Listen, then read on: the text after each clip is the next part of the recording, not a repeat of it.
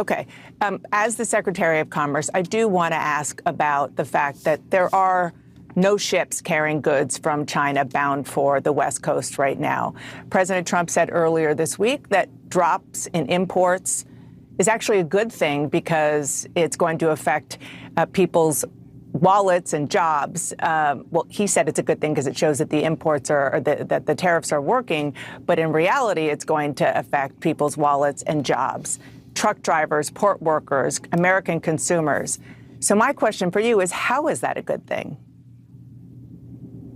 Well, I think the point that the president makes with his tariffs is that America has a $1.2 trillion trade deficit. That means other people are selling us goods that more than we are selling them. And that's just not balanced. It's not fair. We're losing $1.2 trillion a year, of which directly and indirectly to China, that's about $1 trillion. You know, China sells goods to Vietnam. Vietnam repackages them and sells them to us. So the idea is the president wants balanced and fair trade, and tariffs are the tool to create balanced and fair trade.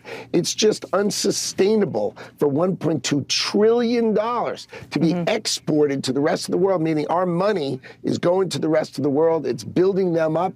And over time, it's taken us down. And the president's here to fix it. So that's what he's trying to do with his tariffs. And I understand what you're talking about with regard to sort of economic policy, but there's economic policy and then there's how people in the United States actually feel and the immediate effect on them. So just to be clear, are you saying that ultimately fixing what the president sees as a problem, which he just described, is going to mean that the American people, whether they work at a port or whether they're truck drivers or whether they're consumers, they're just going to have to suffer in the short term, maybe even longer?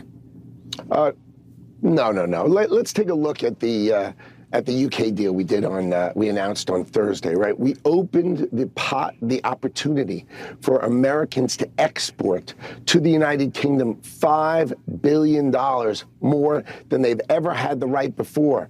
You had beef, ethanol, row crops, vegetables, fruits, cereals, sodas, machinery. I mean, just the list goes on and on. So the idea for the president is, look, we published our rates on Liberation Day. Negotiate with us, bring those rates down by opening your markets to Americans who can export. So what's going to happen is we're going to have imports. Of course, our ports, we are the consumer of the world. I mean, we consume $20 trillion worth of stuff. But the world that is wants to sell us stuff. But it's not happening now because of the president's tariff policies. No. It's only stopping. Look, we are in a negotiation with China. We agree. It has stopped 145% on China. Of course that stops it. But they're negotiating that right now.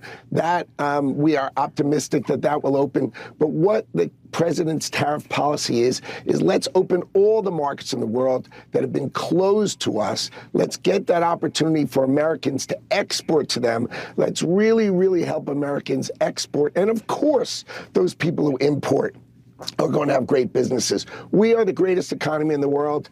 Everybody wants to come here. As the president likes to say, everybody likes to shop here with our consumers, and it's going to work out great. The UK shows you how great it can really be.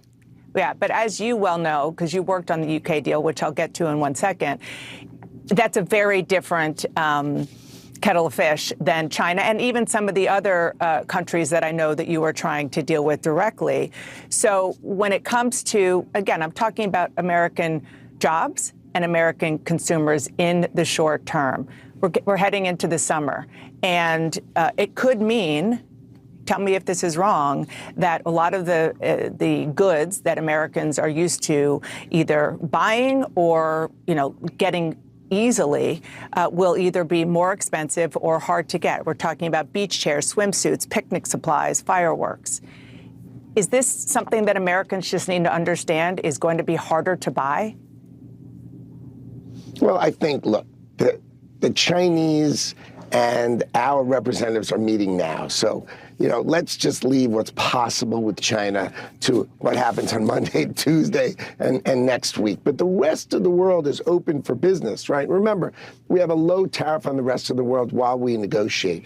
But our expectation is that these countries are going to open their markets, their tariffs are going to come down, the ability for us to export and grow our economy is going to be better than ever before.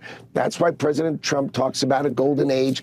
Of course, all these countries are going to come and sell their products to us. Of course, we're going to have our shelves full of wonderful products made around the world. But we're going to make sure on their shelves that American products are finally given the fair treatment that they deserve. And I think what people forget is that we have been locked out of economy after economy after economy, and President Trump is going to break down those barriers and let us sell. Imagine this.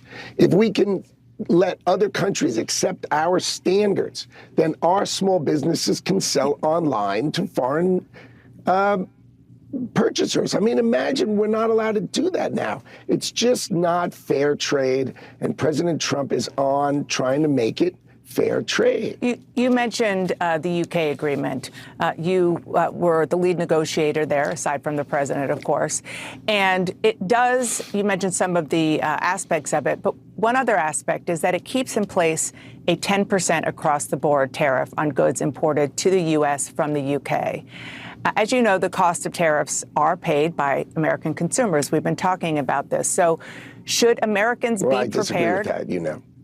Well, okay. But most economists, I would say, disagree with you on that. And we have seen it being passed off time and time again to the American consumer. But regardless of that, just on the policy, this is what I want to ask you about. Is the 10% tariff that we're seeing in the framework for the UK going to be in place for the foreseeable future?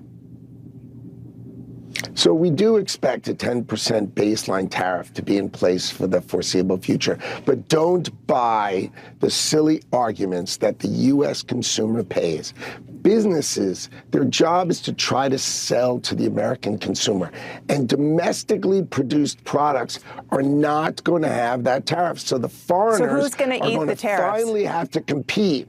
They're going to have to compete. What happens is the businesses and the countries primarily eat the tariff. Look, we have 25% tariffs that were set under President Trump's first term.